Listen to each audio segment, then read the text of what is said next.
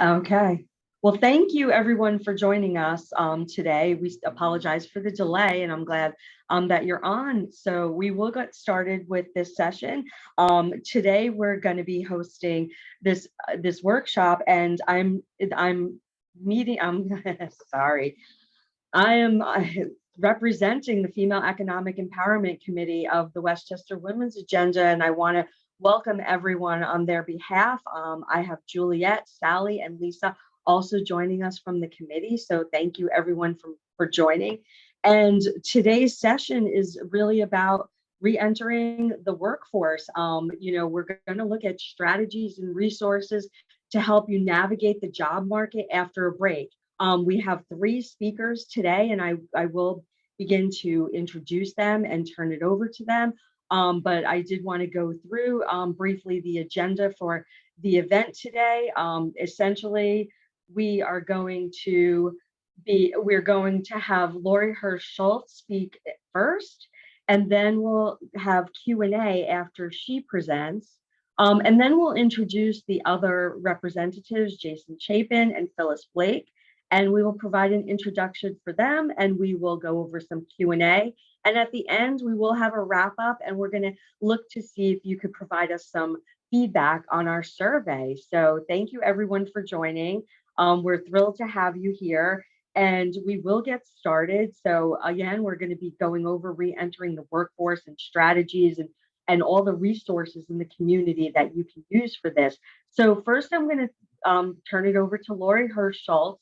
I'm going to provide an introduction. Lori Hirsch-Schultz is the founder of LHS Coaching, a career transition practice. So perfect for the topic today. Lori partners with individuals who are at career inflection points to navigate through change, to clarify and define new opportunities. She helps individuals to build their personal brand and activate their job search.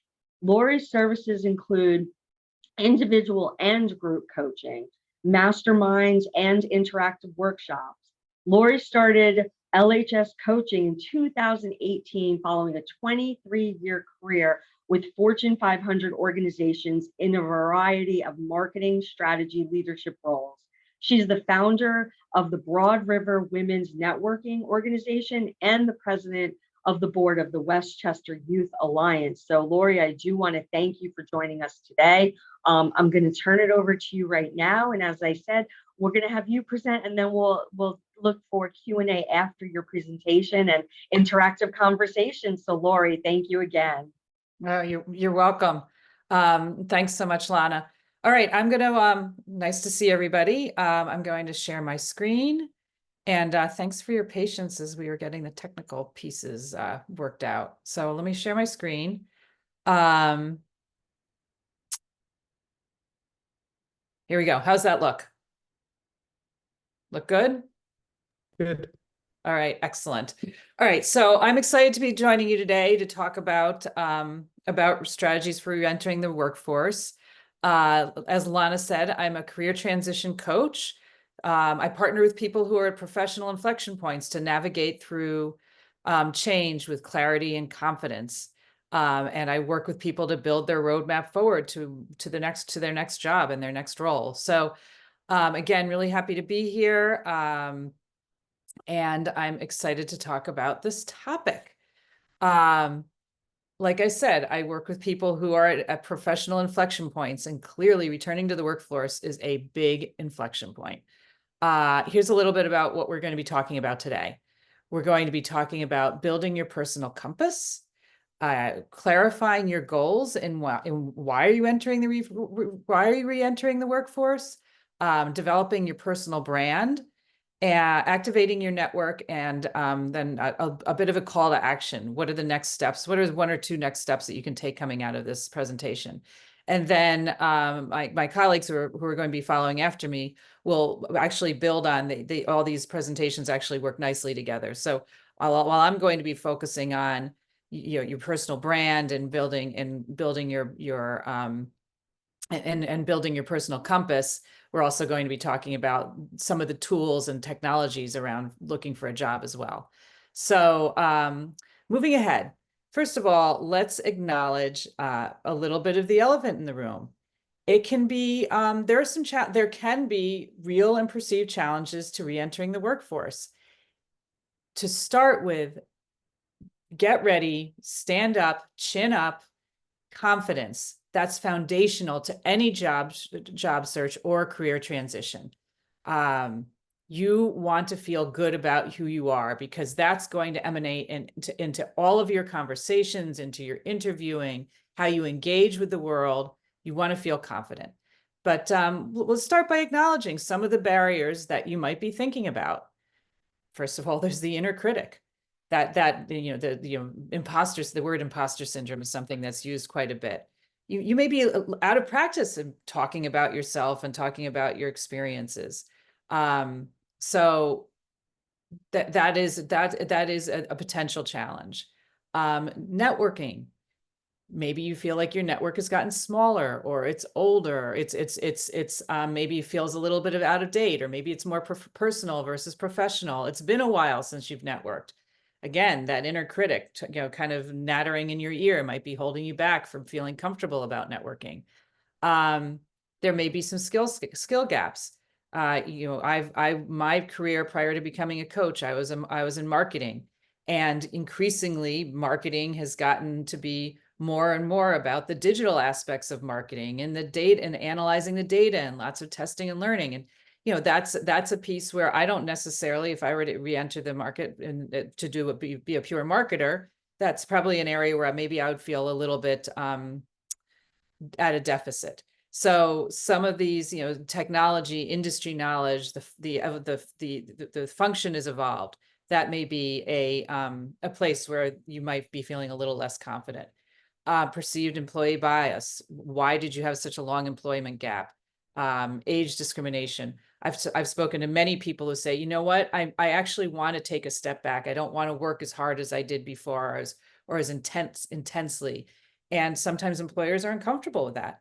So that may be a challenge. And then work-life balance. Maybe you took a break because of family, and now it's like getting back into the workforce. And what does that look like when you're raising a family, even if your children are older? How do you balance that? Work looks different than it did before. So sure, there's challenges, but there are so many opportunities. And during over the last number of years, when you were at a gap, you were also collecting and developing lots of skills and capabilities that you can utilize as you're talking to new employers, and that you can highlight in your resume and everywhere else. So let's talk a little bit about, how do we get that confidence? I mentioned confidence in the prior page, and it really starts with you and being clear about the value that who you are and the value that you bring to any role. It's also about having clarity about your goals and about where you want to go. So that chart on the right-hand side of this page is all around, is what I call it, it's a process that I utilize in my coaching practice called Map Your Next Move. And it starts with, at the very top, building your compass. And then and we're going to talk about that a little bit in the upcoming pages. Then it's around clarifying what exactly you're trying to solve for. Sometimes people think that they know exactly what they're trying to solve for when they embark on a new job search. But as you get clarity around all of your skills and and your personal compass, you might get more clarity and get more defined in what you're trying to solve for and what you're looking for. The next step is around brainstorming and ideating your path forward. So knowing who you are, what your brand is, where your compass may be guiding you. What are the different options that you might want to explore from a professional perspective? Then I call it exploring. So experiment a little bit. And experimenting can mean lots of different things. We're not going to go into deep detail on that today, but experimenting can be having conversations with people or in roles that you think are interesting. It can mean picking up a volunteer position or a volunteer project that is around that area that you're interested in, to see how you like it and to be able to meet people. And then I like to say, commit and go. Choose a path, but know that you can always go somewhere else. So knowing that you can choose again. Nothing is set in stone. We adapt, we experiment, we try things, view it as opportunities, not as defeats. So that's what we're going to talk about. And today in particular, in particular, I'm going to talk a little bit about that brand and knowing your value and how do you talk about that value and promote that value. All of this around coming back to confidence. How do you activate a job search with confidence, with clarity and confidence? So let's talk a little bit about the personal compass. These are the different points that I include in a personal compass. It's starting with knowing your core values. What are the things that are really, really important to you? I say, like, what are your top 5 values?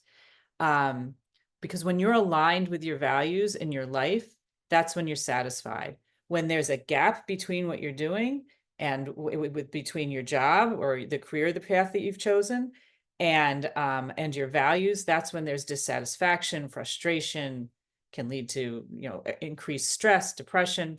So that's a big piece of your personal compass. Also understanding what gives you energy, what makes you excited, what makes you engaged, where you lose yourself in the work, and also knowing what de-energizes you, what pulls you back, and listening to that stuff, understanding that.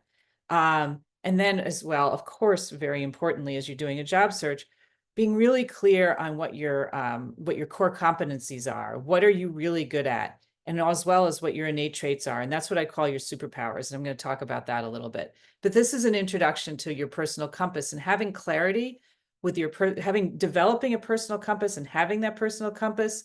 I use a lot of these these analogies to navigation and roadmaps and things like that. When you have that personal compass, it can help you to navigate forward. So let's talk a little bit about, I want to dig into superpowers, because this is where you can really lean into your superpowers as you're commencing a job search. What I look at superpowers are, it's the intersection between your capabilities, your skill sets, and your personal traits. And when you integrate those together, that's what differentiates you. There's lots of people who are accountants out there, but there's different ways that people engage, that they are accountants. They may be more engaging with individuals. They may have a more personal touch. So knowing what your capabilities and your traits are combined, those are your superpowers. And skills come from lots of different places, and they're transferable. So it's not just from your professional experience. It's not just your education. It's the skills that you've developed through your volunteer work. It's the skills that you've developed even as a parent, or maybe caring for an elder, or if you've traveled for a while. These are all really important skills to give credibility to. And I know that in my practice, a lot of times people are like, oh, well, that's not important. And actually, a lot of it is, and especially, people skills. All of those skills come from lots of different places. And then your traits and your characteristics. Some of it may be your hobbies or your passions. I know someone who is a graphic designer, but her passion is in her art is around developing collages. And she's really positioned herself as her collage work is looking at things from lots of different perspectives and pulling lots of different pieces together as she partners with people to implement her graphic design work. So it's a way to really what is unique about you. And it's also around personal strengths. I'm going to include, some of you may have taken the Clifton Strengths Finder assessment. It's a great assessment. I have a link at the end of my presentation that can really help you to just crystallize and articulate what is it about you that is unique, and how you approach your work. So that's a little bit about superpowers. I'm happy to answer any questions at the end of this presentation. I mentioned a little bit about the next step in the Map Your Next Move process is, what are you trying to solve for? Being clear about your why. Why are you looking for a new role? For a new job? Why are you re-entering the workforce? When you link your job search goals to your personal why, you're going to be more motivated, you're going to be more engaged, and you're going to be more excited. It almost never is just about the money. People are you're looking for a job, maybe it's the money, but it's so that your family can have the resources to do what they need, or to put food on the table. I mean, that's a why. To take care of your family. It can also be to be a role model for your children, whatever those why is. What is it? Why is this goal in re-entering the job force and in obtaining the role that you're looking for? Why is that important to you? And then also consider, as you're thinking about what you're trying to solve for, how have your experiences during your break? Give them credit, give them credibility. Don't, I think that sometimes people have a tendency to say, well, I wasn't collecting a paycheck, because that paycheck is such an obvious confirmation of your value. But there's lots of other ways that there are a lot, the things that you do bring a lot of other value. So give credibility to your experiences. How have they provided you with personal growth? How have they given you clarity? How have they influenced you and perhaps redefined your career path forward? Listen to that stuff. I always encourage my clients to take a pause and be really purposeful in listening to their developing that compass, but also being really purposeful and listening to all the things around you as you're creating your roadmap forward. So I want to talk of this is that there's a lot here, and I think this is something that we can, I'd welcome some questions around. But one of the things that I do when I work with my clients is developing a personal brand framework. When you have clarity about your brand, then you are able to talk confidently about who you are. You feel confident about yourself, and you're able to present yourself in a way that will connect with people and that will motivate them to want to continue conversations. So when I think about your personal brand framework, it starts with these bottom pillars. I like to think of them as develop 3 to 4 pillars of your brand. And these are the pillars that you talk about in everything. You talk about, you integrate it into your resume, you integrate it into your LinkedIn. And these pillars are really essentially your superpowers that differentiate you. So these 3 examples here. I'm a team builder, I'm a problem solver, and I'm an analytic storyteller. And here's these, and the sub bullets demonstrate the proof points on how you do that. You're an analytic storyteller because you can simplify numbers for a diverse audience. You're an analytic storyteller because you're able to you're a confident speaker and presenter. So that's the foundation of your brand framework. And then as you start building out your brand, and you can think about, who's your target audience? Who are you talking to? What's keeping them up at night? What are their needs? And how do your superpowers, how do you as an individual, as a brand, how do you solve for their needs? And that's where you start making those connections. Your brand promise you can also call it a little bit, maybe think of it as like your elevator pitch. What is it you want people to know about you? And that's all comes out of this personal brand framework. And I'm happy to answer more questions about that in the Q&A section. I started alluding to this a little bit. Once you draft your personal brand, it applies throughout your job search.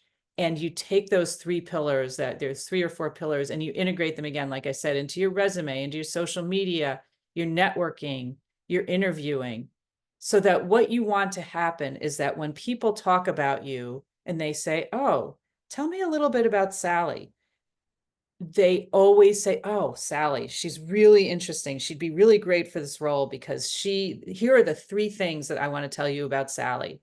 And those 3 things are really what they're pulling from your personal brand and from your brand pillars. So it's consistent, and you have the confidence because you have the clarity. It's not just when you're standing, I think I'm talking about, activating your network a little bit. When you're standing in line when you're standing in the sidelines watching your kid's soccer game, or when you're standing in line at the bank and you just happen to be chatting with someone, they say, oh, tell me about yourself. You can immediately go to your brand and say confidently, oh, this is, I'm actually actively looking for a job. And these are the things that I want you to know about me. Let me tell you a little bit about myself. Networking, it's a terrible word for a lot of people. When I first started my business, I hated the idea of sales and networking, but reframing it to relationship building. I love developing connections and developing community and relationships. So if you reframe it maybe as relationships, it can be more fun, it's less intimidating, and be creative about your network. It can be certainly people from your past, former colleagues, classmates, if you're in a sorority or fraternity. It also can be people from your present, your friends, your neighbors, family members, if you belong to a gym, if you're if you volunteer. And that even you can be more purposeful in developing your future network by looking at joining your alumni associations, there's lots and lots of local networking groups, and I'm always happy to share those networking groups with you. There's the Westchester Women's Agenda, which is a fabulous place to network. And then it's opportunistic. I mentioned, standing in line, watching your kids' soccer game. So that's what I have.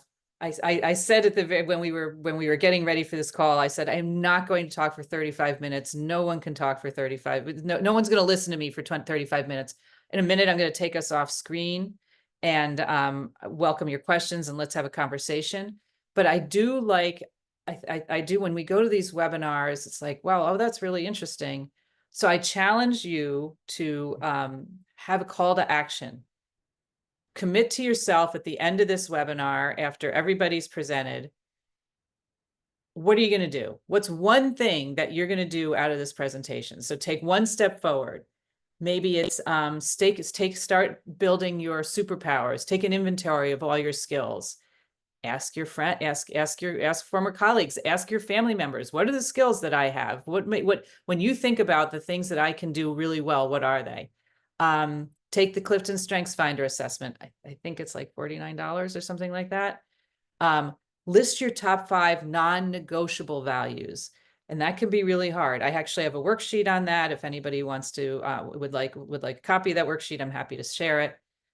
Then once you decide on what your one step forward is going to be from this meeting, set some SMART goals for your reentry roadmap. Set one, and make it small, but make it specific, make it measurable, actionable, realistic, and time bound. That's what a SMART goal is if you've never heard of one before.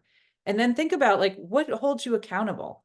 How is it that you write it out with others? I've had people develop vision boards and post it on their wall. What do you want your next career entry to, what do you want your career roadmap to look like?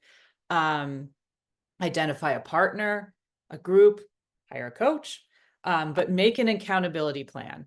So with that, here's some really great resources. I have the link for the Strengths Finder. iRelaunch is a great organization for women in particular. Modern Elder Academy has really great content and resources. And Teal, if you are not using AI in your job search, you should be. At the very least for helping you to develop your resume and cover letters. So with that, this is me. Thank you. If you want a email of this or a copy of this presentation, email me or text me, and I'm happy to share it. And with that, I'm going to stop sharing the screen. Wonderful, Lori. We are going to get to questions, but I'm sure you're seeing me, and I'm not sure if you saw me, but your whole presentation, I was nodding because I agree with everything you have to say. This is amazing advice. You went from navigating your path to identifying your superpowers. What is your why? Going into your personal brand. And also identifying, I call it, what is your brag, in terms of your superpowers. And I just wanted to review that because I know people have been joining us as we've been on this presentation. So thank you everyone for joining us. Please note that we are recording today, and we just heard from Lori Hirschschultz. So I would like to get to questions. I do see one in the chat, and then we can open it up for questions and conversation. Lauren had said, I resigned from my last job at the end of January. I'm ready to re-enter the workforce. How can we work with Lori? Oh, I love that. Lauren, I think you know what? I will put my contact information in the chat because I know that that page was really quick. Mhm. And I welcome anyone to reach out to me, and I'm always happy to talk. I have a free discovery call, and happy to have that conversation. So And many people would like a copy of the worksheet, so we will work on getting that to everyone. So let's open it up. Please feel free to unmute and ask questions for Lori, or have a conversation, something you want to touch upon that maybe you had missed that she could go into more, or you can put questions in the chat as well. I have a Hi, question. can I interrupt? My name is Deborah, and I want to first thank Lori, Lana, and Jason. Like, this is a wonderful thing that you're doing for people. I'm sorry that I got on late. I got the time mixed up and I didn't have the sign-in information, but the women's mentoring is fantastic in supporting all of us on these endeavors, and I thank them as well. Um, I lost my job of 20 years. Took me a year to find a job where I stayed for 2 years, which I didn't like. And I was offered something better. I took it, and then I was let go of that immediately. So it took me about 3 years, including the pandemic, to find a provisional job where I've been a year and a half, and now they're getting rid of me. So it has to do with age. They're getting rid of me on my 60th birthday, which is Monday. So they're lovely people. It has to do with age. I'm positive, and I'm sure, I suspect when I go to these companies that there are governmental incentives by the types of people that they hire. Some are not qualified, some are not professional. Weird stuff is happening that I'm sure we can't get into now, but um I have to navigate this because I need money. I have no one else supporting me, and I will be homeless if I don't work. So that's where I'm at. So, Lori, I'll contact you personally at your email. So maybe we can talk. But I guess my question is, like, as I said, and this hasn't just happened to me, it's happened to a few people that I know, that after 20 years they get rid of you. I didn't even get severance. And I worked at a very well-known institution. Um I mean, I'm almost discouraged and bitter because I've done all the career counseling, I've done everything I'm supposed to do, and I know it's not me. So here I am trying to get more information, yeah. trying to apply Yeah. some of these things because I have to go on. So anything you have to say would be useful. Yeah, so Lori, I hear that a lot about the age, and it's topical here because we're talking about re-entering the workforce. And I want to know how you address that, because we are working with individuals who are anywhere from honestly 60 to 80 years old. And that's where I hear the age, that they're worried about going back into the workforce. They're hesitant. They think that they can't do it. So how do you address that? Yeah, I mean, listen, that's really, really tough. And first of all, I want to applaud the tenacity, because I mean, it takes a lot of tenacity. I actually think Phyllis and Jason will be addressing some of that also in a much more tactical way. I mean, I think for me, when I think about this, one of the ways that I think about it is, everything's and this isn't, I think about all of our roles and all of our experiences to a certain degree is about experimenting, growing, and really appreciating and recognizing all the different skill sets that we've gathered from every single experience. And then being really thoughtful about how do you utilize and integrate those experiences as you look to position yourself. So I think that that's a piece of it. I also think it is so hard to not get frustrated and beaten down, particularly when there's experiencing those multiple layoffs. So looking at all of it as from a growth mindset, and not, and I love what you said about, I know it's not me. And so it's like, well, it's not you. So how do you take that experience and continue to build from it and look at it as the next role, as the next opportunity, which I recognize is hard to do. But I do look at it, all of it, as every single one of those experiences is iterative, and it builds your skill sets, it builds your capabilities, and you become a much stronger candidate and person for that. And thinking about, again, how to articulate you bring so much. We bring, those of us who've had, if you're re-entering the workforce, taking in, that there's so much more that you have to offer than people who are younger. And it's like, how do you, who have less experience, you're faster, you have more connections, more networks, more developed capabilities, and positioning them and integrating them into your brand and building that confidence and maintaining that confidence, because you do have that experience. And I know that Phyllis and Jason are going to be talking a little bit more about the tactical pieces, but that's a bit of how I think about it, is that this growth mindset versus this fixed mindset, which says when I'm, oh, I've been beaten down, I don't have anything more to offer. It's not true. It's like how do you frame yourself? So Thanks. That helps a lot.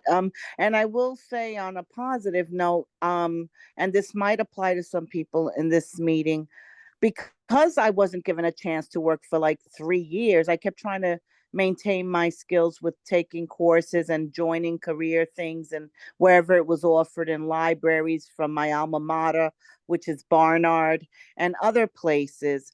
But by them giving me this provisional opportunity to work for a year where I had to commute, go in person, get back to who I used to be, it did build my confidence, because if you're not working for 3 years, you're like, am I going to be able to do that again? Right. Who's that And so, person? Deb, I do have to move on to the next Okay. question, and it goes into your gap question though. Okay. And then Sherry, we'll move on to you. But the question in the chat is someone who did, take a break to raise children and has a gap in their resume. And I do want to get into that too, because there's so many people with gaps in their resumes. It is so not unusual. I want to put that out there. Everyone has a gap in their resume. So I would love, Lori, for you to address, how you're returning to work and how do you address a gap in your resume? Yeah, I mean, I 100% agree with you, Lana. Particularly since COVID, gaps in resumes are not just not unusual. I actually think that people are more and more open to and appreciative of gaps. I've had clients that have purposefully taken a year, like taken time off and taken a sabbatical. And so I think that the first thing to think about from a gap perspective is that it's okay. It's okay, and it's not necessarily something that people are going to get stuck on, not nearly as much as they have in the past. Mm-hmm. So I think that that's just the first thing to consider. Then it's a reframing. How do you want to frame up that? What did you do during that gap? Even if it was to raise children, I'm sure you were doing other things, and raising children, even that in and of itself can be something that you can think about. How do you want to frame it depending on what you're looking for? So not looking at the gap as a negative, because some of this is that self-talk. I don't want to say specifically for, of course, Frida, not knowing you, but some of it's like, oh, well, who's gonna want to meet with me? I've been just taking care of kids for the last 5 years, which we all know is not just. Mm-hmm. But so reframing that gap in a positive way, even for yourself, is really important. That's a piece of it. I also saw in here that Frida mentioned return to work programs. There actually are a number of them, and I listed a couple of them in my in the presentation, so I can share those. And they're still out there. And I actually love doing resumes myself. So if anyone, needs help, Women's Mentoring Network is here to help you with the resume. But the way we address, resumes in general is pushing up the relevant work information and pushing down the other work. That's simply how we do it and we always talk about connecting the dots. Right. Connecting the dots No, I from the agree. resume to the job. Connecting the dots and being really clear on what is it that you're looking for and what do you bring to the party? I'm going to keep coming back to this idea of your brand. What are those 3 or 4 things that really differentiate you, and being very clear in articulating them? And then all of your experiences, including the experiences that you gained during your gap, can be integrated into that brand. So I think that those are the big pieces. So I And hope that's. Sherry, I'll take your question now, and then we'll look for maybe one last question after So that. first, I want to commend Frida for coming on here and explaining all of that, because I can tell you, I know that it's a traumatic experience when you go through those kinds of things. And I will remind you to take care of yourself as you do that, because it's okay to honor the fact that it is a traumatic experience. And so to juxtapose that with going on an interview and being positive while you're still sort of nursing some wounds is a very challenging thing to do. So kudos to you for that. The other thing I was going to say is that when you're dealing with somebody who's gone through 1, 2, or 3 layoffs, and you are going into your network pool, and the sense of that you're going back to the same people and feeling like, oh, she's asking me again, or she's laid off again, or not working again. And so when you're already dealing with having lost your job, and now it's happened again, and you're going back to that same network. So how would you address that? Should you perhaps utilize another network? How do you make it? I mean, because my sense is I know people who've gone through this, and they're like, well, I just talked to that person about that, 6 months ago, whatever. And so there's a pride issue that comes in, where you're thinking that this person is going to wonder, well, what is wrong with XYZ, because wasn't he or she Yeah. in this situation? Sherry, what a great question. And I also appreciate you addressing the emotional piece of it, because it's really easy to say, well, reframe it. There's a lot underneath that. So I appreciate you recognizing that. Regarding the network. Yep. I view networking, I mentioned, as a relationship building, but I also view it as a give and take. And so some of it is even less about thinking of it as a network. And, I'm asking for something, and thinking about it as I have something to offer as well. You have a network, and you have connections, and you have experience that you can share with other people also.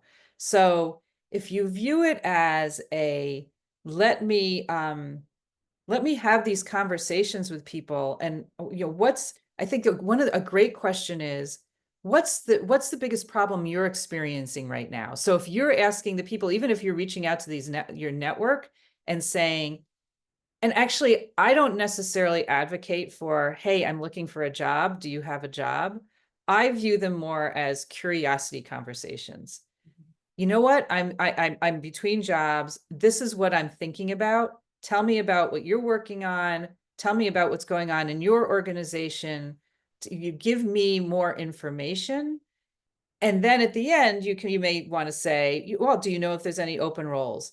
But also asking these questions about, what's the biggest challenge you're working on right now? Or how can I help you? Or because we each have something to offer. You as an individual have an expertise. So if you enter these conversations more as looking at them as a two-way street, rather than you feeling like you're always asking for help yourself, that enables a conversation that feels a little bit more equitable than constantly going back and asking for something, or asking for help finding a job. Great. Thank you, Lori. I guess we could take one last question, and then we're going to move on to Jason and Phyllis. And then, so one last question to wrap up with Lori. Christy, go ahead. Hi. So just to give you my current situation, I'm looking at 2 pathways. I've been out of work 5 years to raise my son. I was a former fundraising leader at various nonprofits. So I'm thinking about building my own business, just doing grant writing. which I have done in the past as a consultant. So my question related to that is, one, do you have any favorite like website builder websites that are just be quick and easy, like Wix or whatever? What's your favorite? For website builders, Like something that's, quick and easy, but you know, makes you I look mean, my professional. website is, that's not necessarily my area of expertise, but my website's built on WordPress. I think that there's pros and cons for all of them. You know what? Okay. Okay, crazy answer. Ask ChatGPT. Tell Okay. ChatGPT, I'm a big proponent of AI. Tell them what you're looking for. Tell ChatGPT what you want Okay. and ask it. Or Perplexity is another great AI tool. And Perplexity is great for asking like research questions. Ask Okay. Awesome. On that same note, like if I were to build just like nice, like 1 or 2 pagers, that you could send to potential clients, like, do you know of any, would you just like use Word templates or Canva. Canva? Excellent. Yep. And then, Canva. so if I were to do a different path and do a corporate return to work program, I was curious, like, what are the average starting salaries for those? And then is there a good inventory of fully remote jobs for people considering those types of roles? Okay, so that is a really, really long answer. I think Jason and Phyllis may be talking about it a little bit. And actually, and you know what, Christy, you and I should speak because I'm also the president of a board and we are always looking for help with writing grants. So, and I'm pretty deep in the nonprofit world in Westchester also. And I'm also doing a presentation, I'm on a panel next week talking about different places to look for salary stuff. So I can, Okay. what's out there. So Excellent. while everybody else is talking, I will put my information again in the chat. And but these are all really great and actually really thoughtful questions. And one of the things I love about Lana and the mentoring network and about Westchester Women's Agenda is how supportive this organization is and people are of each other, both from a career, professionally and personally. So I really appreciate all the really thoughtful questions. Yeah, Lori, I mean, thank you so much. You are always spot on talking about such relevant items for everyone it's tangible. You want to think about it. I love that you gave a call to action. This is great. I mean, I hope everybody took something away from this and they're thinking about what's my next step. And Lori will put her information in the chat and you can absolutely feel free to reach out to her and we'll share her information as well. So thank you, Lori. Again, I can't thank you enough. I know you've done so many workshops and so many different platforms, and it's always enlightening. And I know everyone here took something away from this. Well, thanks for having me. Appreciate your support. Absolutely. Thank you. So we are going to turn over to Jason Chapin at this time. And we're going to provide resources from Jason and Phyllis that you can look into as you look to return back to work. So Jason has more than 20 years of workforce development experience working for CUNY and SUNY, the workplace, and the WCA on federal, state, and foundation grant projects that have benefited more than 25,000 job seekers. So he's managed nearly 10 million federal grants that train 450 individuals to fill hundreds of open positions with healthcare employers in the Hudson Valley. So today, Jason's going to go over resources in the community that are, again, tangible and that you can move forward with. So please, I'm going to open it up to Jason right now and turn it over to him. But, please, feel free to ask questions. We're going to open it up for Q&A at the end. So Jason, we look forward to hearing about the resources in the community. Thank you.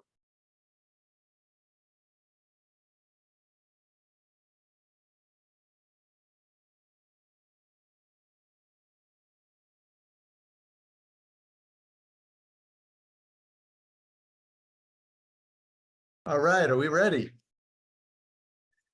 Okay, afternoon, everybody. This is a great conversation. I love exchanging information and there's so much out there. So hopefully these presentations will help you narrow your focus and make your job search and return to work very productive. I want to give an overview because it's always good to know what the situation is before you develop a plan and then begin to execute it. So I go to Indeed.com most often to find out how many jobs are out there, and there are 22,000, or there were 22,000. In fact, it's very fluid. There are more jobs when I checked this morning, and those are in and around Westchester. If you expand your geographic area, there are probably close to 100,000 if you're looking at New York City as a job option. And it's interesting to know what the in-demand jobs are, what are the hot jobs. And in our region, the greatest, largest sector in terms of jobs is in healthcare. And when I put together this slide, it was about a third. It's up to about 40% of the jobs currently posted on Indeed are in healthcare. But there are lots of other growth sectors in our region: education, leisure, hospitality, business services, and others. And we know that there are a lot of entrepreneurs out there, so there are a lot of small businesses that are starting up all the time. I like to think that, you know, if you're looking for a job, you have to really be creative, and you have to think a little differently. So if you want to be a doctor, of course, that narrows, you're going to be working in a doctor's office or in a hospital.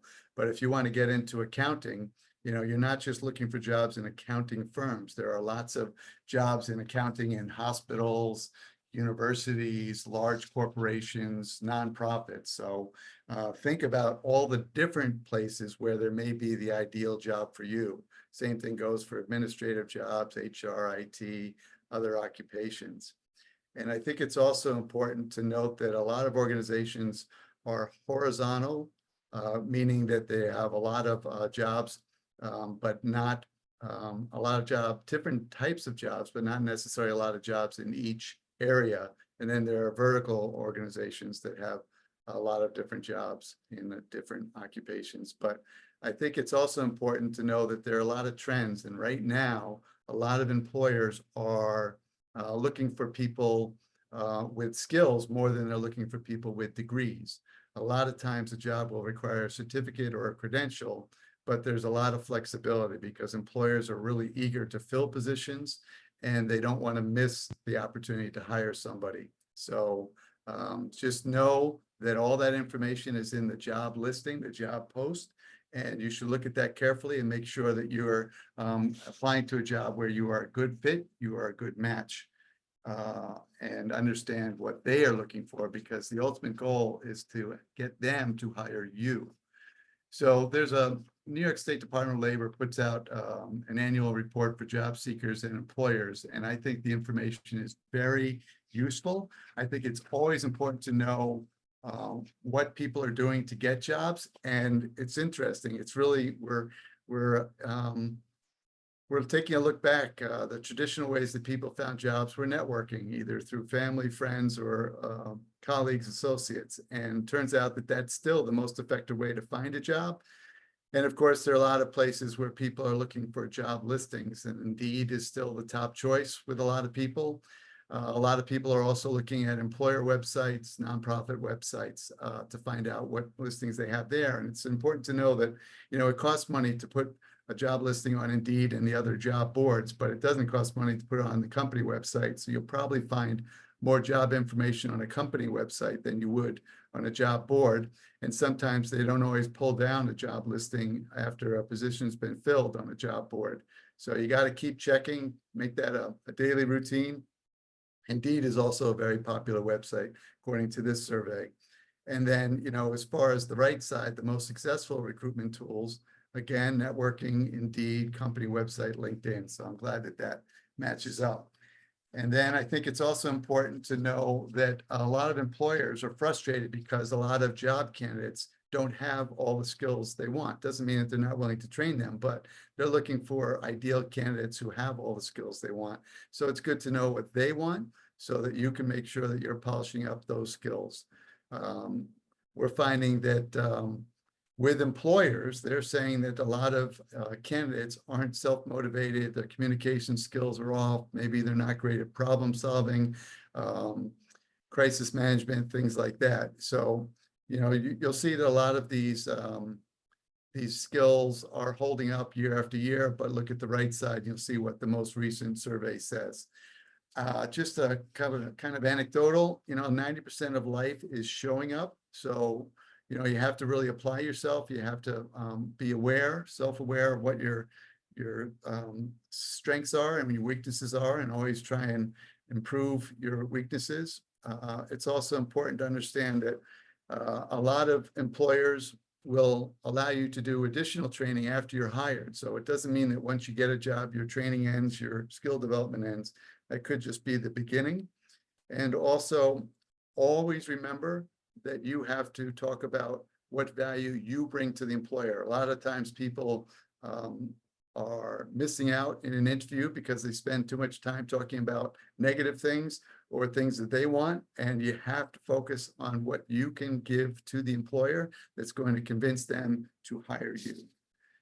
Let's go to the next slide. So common skills lacking.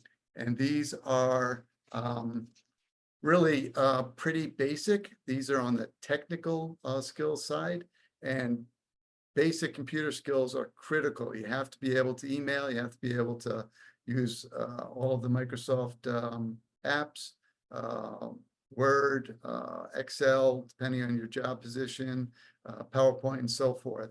And there are a lot of ways you can learn these skills if you don't already have them without having to take a full course. You can go to anything from Khan Academy, KHAN Academy, or you can go to Google just to brush up and learn a little bit that may help you in the interview and in the new job.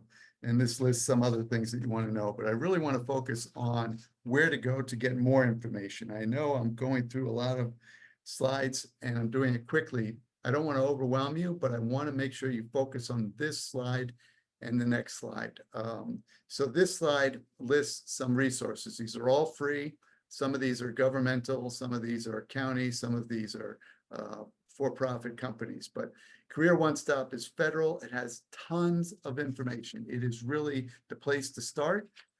It is where you can get information about career choices and different career options, where you can find out about training, where you can find out how to do an effective job search. It has a toolkit, which has lots of information about how to interview, write a resume, basically how to be productive with your job search. My Next Move is another federal website. It has a lot of information about occupations and industries, how much they pay, and what skills are required, what training is required. And it also talks about which jobs are hot, which ones are increasing or are in demand. And so I would take a look at that website as well in order to be able to make informed decisions about your job search. We're going to hear more about great resources, services available at the Westchester Library System. The most popular job board these days is Indeed. Doesn't mean that there aren't others that you should look at, because Indeed's not going to have every job, and maybe some are better at listing jobs that interest you. Some other job boards that a lot of people like are LinkedIn. Some people like Glassdoor. Most job boards, or I think legally, all jobs are supposed to require salary information, which is great. So you're not competing against other job candidates. You know ahead of time what the salary range is. And then there's also another job for people who are looking to get into nonprofit jobs. If you go to Nonprofit Westchester, the website's npwestchester.org, they have their own job board, which has jobs for hundreds of nonprofits in the area. There are also different ways to approach a job search. You may be looking for a full-time job. You may be looking for a part-time job. And you may be looking for a per diem job. You may be looking for a remote job. You may be looking for a hybrid job. So consider all of those options. There has been a shift recently. A lot of people were looking for remote-only jobs, and employers were okay with that. But now that they have these offices and they're paying a lot of rent, and they feel that there are benefits to working in person, they're requiring employees to come back to the office a few days a week, and some are even requiring it 5 days a week. So make sure you consider that when you're talking about different opportunities to pursue. And there are also a lot of staffing agencies that you can work with. They could get you into a temp job, and some of those temp jobs can convert to permanent jobs. but it's a good way to get your foot in the door, a good way to get some job experience and to get some income. So consider all of those options. And I want to finish up with my top tips for job seekers. I know some of this may seem pretty sensible, pretty logical, but I just want to emphasize it. I think you have to be strategic from the beginning. Don't just say, I need a job. Give some thought to what kind of job you are qualified for and a job that really interests you. Shouldn't apply for a job that you don't like, don't want. That's very straightforward, common sense. Also, make sure your resume is great. So you can't just rely on yourself. This is where you really have to get some professionals or maybe some family members, friends who have looked at a lot of resumes to look at yours, make sure it doesn't have any typos, presents your strengths, presents you and your brand very clearly and concisely. Resumes these days should be one page, unless, of course, you're a doctor or some other professional that it's common to have many pages. And also really emphasize your most recent skills and training and jobs. And you shouldn't go back more than 10 years, but you can check those websites to get more of that information. And also network. You may have a friend or a family member who's going to be the person to give you the job lead that you're looking for. Don't overlook them. Make sure people know that you're looking, let them know what you're looking for. A lot of people will have tips and contacts that will benefit you. LinkedIn is a great way to open the door to some organizations, ask someone for a phone call or a cup of coffee to discuss your interest and ideas that they may have for you. And also, you got to put in the time and effort. This is not a part-time job if you're looking for a full-time job. You got to put in the hours every day. You got to come up with a routine that works. And you also have to maintain a positive attitude. I can't emphasize that enough. Employers will sense if you are negative or you're not fully committed to the job. So you got to present yourself with a positive attitude, and you have to be hungry because it's a competitive world. We know that this job market has been very robust, has been great for the last few years. It's softened a little bit, but as I indicated, there are a lot of jobs out there, a lot of opportunities out there, but you're going to have to beat out the competition. So you're going to have to work for it. It's going to take some effort, may take some time, but believe me, if you really do the work and do it smartly, you will land a job, and then you should pay it forward and help others because there are a lot of jobs that need to be filled. So that's my brief summary. Hope those tips are helpful. I'm going to now stop sharing the screen so we can do a little Q&A and move on to the next presenter. Great. Thank you, Jason. Just looking in the chat right now, I know that you emphasize LinkedIn, and I do want to emphasize that as well. I want to emphasize that we've heard from recruiters that if you don't have a picture on LinkedIn, they won't even look at you. I do want to emphasize that because these are people who are hiring are telling us that. And you should be on LinkedIn. I can't talk about that enough. Someone is saying it may be good to try New York State jobs, which has some job openings. I think you had mentioned that that don't require testing. Someone saw a senior level IT position listed there recently. I see another question about the career gap on the professional resume in the current job market. Jason, what are you seeing about the career gaps? Because I have my opinions on that also. Yeah, as was stated earlier, a lot of people have career gaps, and if you're a stay-at-home parent, that's perfectly legitimate. There's every reason why there's a gap, but at the same time, you may have been doing things that you may have overlooked that you couldn't put on your resume, or it could be part of the conversation about a career gap. Maybe you were doing some volunteer work. Maybe you were helping someone else with something that helped you develop some skills. Maybe there's some other reason for it, but don't run from it. Just find a way to deal with it, to approach it. Yeah, I think the focus on the career gap, you have to change your mindset as to how you look at a resume. It's a marketing tool. It doesn't even have to have dates on it. It's merely a marketing tool to get in the door. So you can't focus on a chronological resume. It doesn't have to exist that way. It could be completely revamped to show what your experience is that matches the job that you're applying for. Lori, did you want to talk about these? I see you're putting some information in here about the functional resume format. Well, I think it's a little bit about what you were talking about earlier. It's which is, think about what skills you really want to emphasize, and you can build the resume that way as well. So I think, do a little, you can look at just Google images. There's great, you can Google functional resume and see a framework for what that looks like. I also think, so that's one option.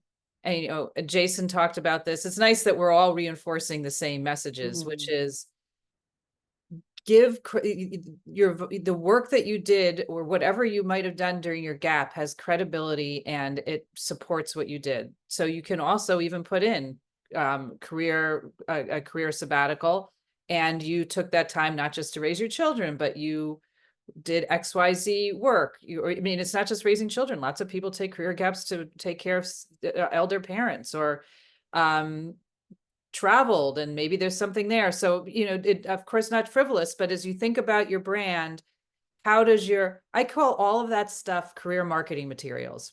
Meaning your resume is a marketing material. Your LinkedIn profile is your career marketing materials. It's your cover letter. It's your interviewing. It's even those, what I'm going to call it a curiosity conversations versus networking. All of that is your career marketing materials. And so that, think about your life holistically, not just as what you were getting paid for, because all of that stuff has built toward your skill sets and differentiates you. Thank you, Lori. So we'll move on to Phyllis now, and then we can take questions regarding Jason's presentation and Phyllis's presentation after Phyllis has a chance to report out, because then you'll see a full gamut of resources. So a brief introduction of Phyllis Blake. She is at the Westchester Library System, where she spearheads the efforts of the career coaching services. Phyllis will be introducing us to all the resources that the library system has to offer, which many of you probably did not realize. So I'm looking forward to having Phyllis present. So Phyllis, I will turn it over to you. Okay, thank you so much, Lana. Let me just pull up my screen. And I have to start with, everything that has been presented so far, I believe is right on point with things that we do at the WLS Career Coaching Services. So I'm the director there, and we are one department within the Westchester Library System. Westchester Library System in and of itself supports all of the 38 libraries throughout Westchester. And so we provide different services to patrons and to the libraries themselves to assist patrons in what they're looking for. So to get started just a little bit, I'm going to talk a little bit about our services first. And Career Coaching Services has been around for 30 years. It was a career counseling program previously, and through the years, it's evolved to reflect more of the current employment and trends of the community today. We offer services to Westchester County residents, and our programs are facilitated by professional career coaches and presented virtually and also in person, depending on timing and if there's space available. Some of the things, I'd like to start with one of the programs that we offer through Career Coaching Services, and that is a seminar, and it's entitled Managing Your Career in Changing Times. This is one of our key programs that we offer. It's offered, many times during the year. It's designed to help adults in professional career transition. So here, when you're thinking about if you've lost a job, if you're changing fields, re-entering the workforce, like what we were speaking about today, seeking work pre or post retirement, we go through how these different scenarios and different experiences that you're having, we go through that in a group environment. We also talk with recent college grads and helping them determine their career direction. So we run the gamut as far as who we work with. The seminar is a group environment, so we usually limit it to 10 people. And that's where networking comes in as well when we talk about meeting new people and meeting people from other industries, or maybe Jason was mentioning how different organizations will have the same jobs like accounting or marketing or whatever the case may be. It's a great environment to get to know others that have been in that industry. Some of the people that come to our seminars are working and they're looking, to plan ahead. So it's a really great opportunity for people who are thinking about moving on, re-entering the workforce again, to take the opportunity to learn and figure out how to get started, right? So some of the things that we talk about in the seminar itself is we look at career strategies in order to build self-awareness and to help you develop your goals. So we go through self-assessment of strengths and interests and values. We talk about exploring options through networking and how you go about the networking process. A lot of what was spoken about today is what we emphasize. And then online resources. What are those online resources? And again, that runs the gamut from, resume writing to professional associations to job boards. There's a lot of resources that we go through, and then how it fits into, the individual's personal, interests and where they're looking to go. So, and then finally, we go through job search, which includes resume writing. It includes working on LinkedIn and why LinkedIn is so important. We talk about interviewing skills, and the process of, from the preparing to following up is all part of that interviewing session. The seminars are offered during the fall, in the winter, and in the springtime. Each seminar consists of six sessions. They're 90 minutes each. They usually meet once a week, and they require an individual orientation up front to familiarize participants with the program content and the logistics of the program. And then it ends with an individual session. So you get a one-on-one session where we talk about specific career goals and needs, and like Lori said, that call to action.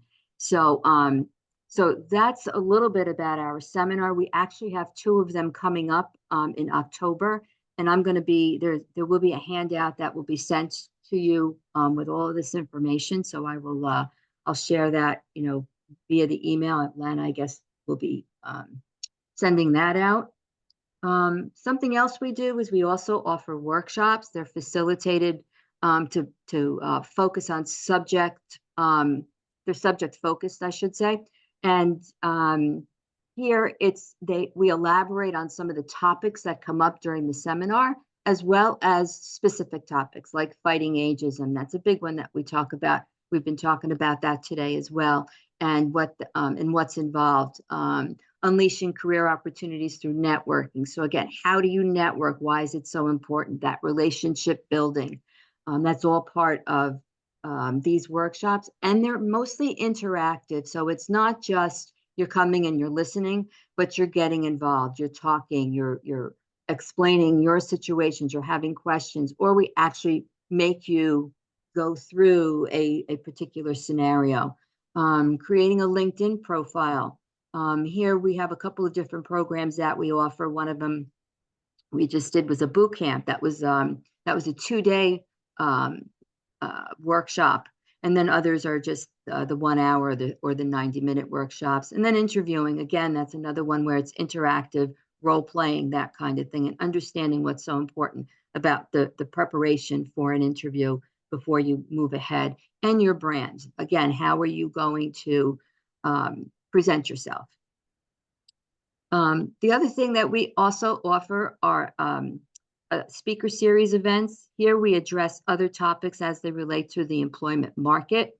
We invite industry experts to come and share their knowledge on topics like these, hiring from a recruiter's perspective, using AI in your job search, and also how to advance in your career, with your current employer. So a lot of different ideas, and we try to keep on point with what's going on today and what we feel we're hearing and is important to our clients that are meeting with us. The next event that we have for a speaker series actually will be in November, and it's for leveraging AI for targeted resume writing. So here we have someone who's going to talk a little bit about that, how to use AI, how, what platforms are best to get information. I know that Lori mentioned a couple of them, and that's some of the things that she will be talking about. So that will be on November 7th from 7 to 8:30. And again, that information is going to be in that handout I spoke about. And then our other resources. So in addition to what we do at Career Coaching Services, WLS offers other services that will also help you with the job search. So firstfind.org is a great website on our website, and it offers information and learning tools for those who are seeking employment, preparing for a GED. They need help with identifying resources pertaining to family support and maybe retirement benefits, as well as learning to speak English. It also offers a comprehensive job search toolkit, which takes you through each step of the job search process. And then it's an excellent resource for someone to get started and to look through and to get an idea of, okay, what do I need to do, and the steps that you need to follow. It's very comprehensive, so take a look at that. In the job search coach who actually wrote the content for First Find also offers personal guidance and takes appointments. She does this in person at the New Rochelle Library, or she will also meet with you virtually. And then HSC Connect. This is a program that helps adults get their high school equivalency diploma. And the study coach here assists individuals in deciding on the right path that they want to take to study for the diploma and get the diploma. There are several resources that they can be contemplating, whether they want to do something in person with local classes or whether they want to do something online. She actually supports each individual throughout the process to keep them on track so that they can be ready to sit for the exam when that comes up. And the website will also give you the different pathways. So how can you get that diploma? And then also her contact information is on that website as well. And then when you're thinking about, and we've been speaking about this also, you've been out of the job market for a while. So then what does this mean? Or the job that you're looking for, do you have the skills? So enhancing your skill set is also really important. And that's something that, again, the local libraries, as well as the WLS website, can help you with. You need, and this will help you to just be better prepared, whether it's to understand more about the particular skill, what people are looking for, do you have, the necessary skills needed for the job, and can you get a certification of any sort? So you can access LinkedIn Learning, tutor.com, and there's many others on our website and through the local libraries. And if you have a library card, most of these sites are free to use and free to you as far as signing up for one of their classes. So the last thing is you can contact us and find more information on our website, which is the WLS Career Coaching Services. You can email us and we'll be happy to speak with you about our programs. And then don't forget to go to your local libraries and speak to them and look at the resources that they have. I just did a major project for them to see what kind of career resources they have in each individual library site. And most of them have incredible resources, and they're different. So definitely check them out. Jason had mentioned the resources on the last page that he was showing. A lot of those resources are on the Career Coaching Services website as well, with links that take you directly there. So I think we're all on the same page as far as information and and what we're offering you. And we are here to help in any way we can. I'm going to stop sharing my screen. Wonderful, Phyllis. Thank you so much for sharing all that information. Everything has been so helpful today. I guess we'll take one or two questions. I know we've had discussions in the chat, but I think those questions may be answered. So I want to thank Jason and Phyllis. Are there any other questions from the audience for Jason or Phyllis at this time? If Jason, I did want, if you could touch upon, because something that we refer our clients to here all the time is the other side of the coin, is those educational resources. Could you just touch upon that, how there's, certificates that can be obtained in different areas? Sure. So a lot of organizations now have adult and continuing ed programs, and they typically offer the certificates and credentials. For example, BOCES, Westchester Community College, Rockland Community College, and then some of the other private colleges. And also there's another website called WestchesterOneStop.com. And that is Westchester County's workforce website. And that is where you can learn about the career centers. Career centers are publicly funded. There's one in Mount Vernon, Peekskill, Carmel, and Yonkers. And you can meet with an advisor. They can help you provide services, but they also have something called individual training accounts, which are training scholarships. Depending on your income and some other information, they could pay for your training if you're looking to get a short-term credential certificate that may be required for the job that you're seeking. Okay. And I know we are actually going to have a survey that we're going to put in the chat. So I just wanted to prepare everybody for that so they don't hop off as soon as we're finished. It will take a few minutes and we'd greatly appreciate your feedback on today's session. But a question that is in the chat is, how do employers view certifications? Do they give them genuine credence? I mean, are they looking at them as good as a degree these days? And I believe they do, but I would love to hear your opinions on it. I'll start. If you're a computer programmer, a certificate in a certain type of programming that's required for the job is probably more important than a degree. So it really depends on the job and what the employer is looking for, and they should spell that out in the job description or the job listing. Mhm.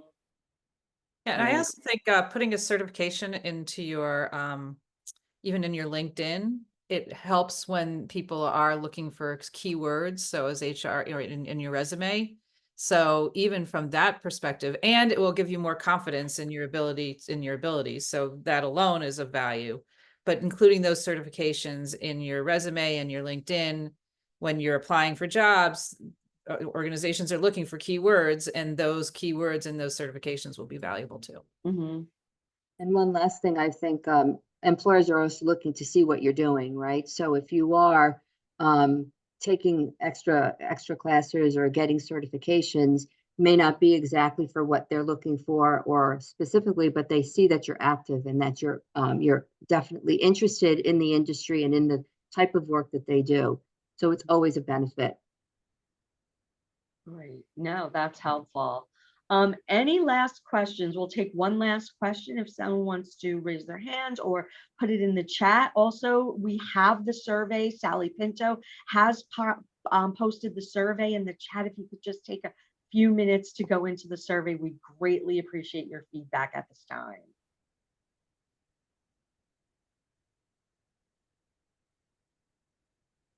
Well, I want to say again, we have had a lot to discuss today. So I want to thank Lori, Jason, and Phyllis for all the information that they shared, which is invaluable. I always say I wish there was hundreds of people on our webinars because you can't, this is valuable information.